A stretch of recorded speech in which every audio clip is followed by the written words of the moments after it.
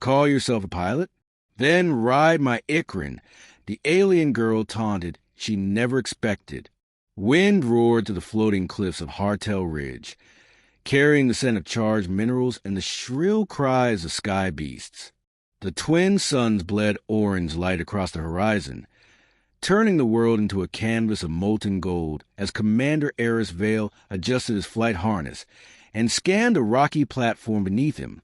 He wasn't supposed to be here, but he refused to leave without answers. They say the natives can manipulate the sky currents without tech, he thought. If even half that's true, the fleet can't afford to ignore it. A shadow passed overhead, then landed. She stood tall, lean, and iridescent blue, her skin marked with bioluminescent patterns that pulsed with each breath. Feathers crowned her head where hair should have been, and her amber eyes looked more like a hawk's than humans. This was Kaelira, rumored warrior, spirit rider, and the one he came to find. You are the outsider pilot, she said, her accent sharp but melodic. You claim to master the skies of my world. Eris stiffened, but kept his posture calm. I'm the best pilot the Terran fleet has. I just need a demonstration. A ride on one of your Ikran. Kaelira smirked, baring sharp teeth. You call yourself a pilot? Then ride my Ikran. She whistled, shrill, piercing, ancient. The air shifted. From the clouds of a colossal winged creature, sleek scales frilled wings, talons curved like blades, eyes intelligent and burning gold. It landed with thunderous impact, wings folding around Kaelira like a living cloak. Eris tried not to flinch. You want to control the skies, she said, stroking the beast's neck. But you do not understand respect. The Ikran chooses its rider, not the other way around. The creature lowered its head, nostrils flaring as it sniffed him. Eris swallowed, stepping closer. A warning screech erupted, and it snapped its beak inches from his face. Kaelira laughed. Perhaps you should stay on the ground, little human. Eris gritted his teeth.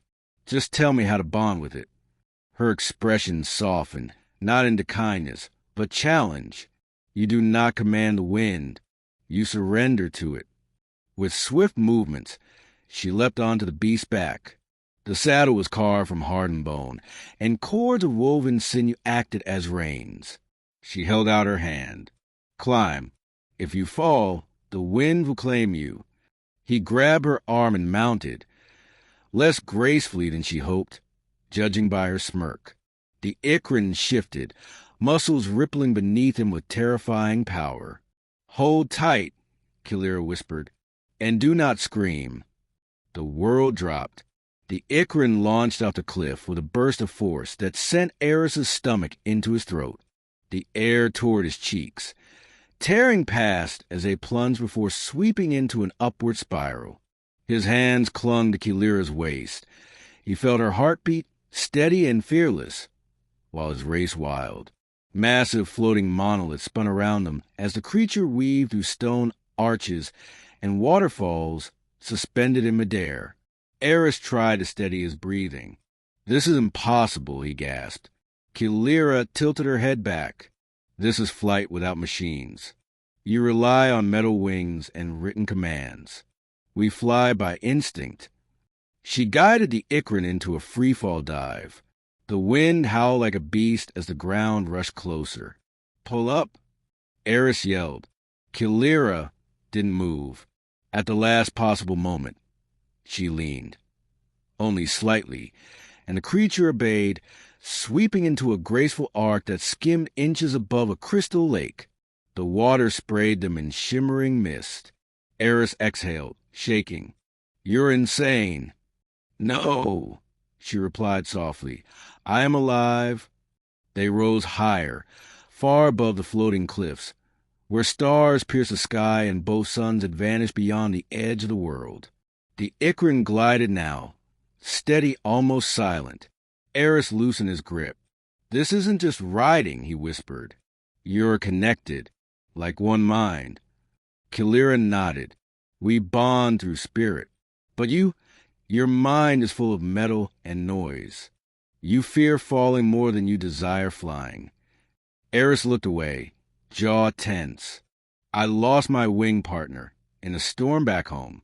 Since then, sometimes I can't tell if I'm flying or just pretending.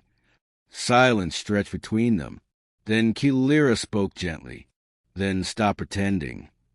She placed his hand on the creature's crest. Trust it. Eris closed his eyes and let go, not of the reins, but the fear.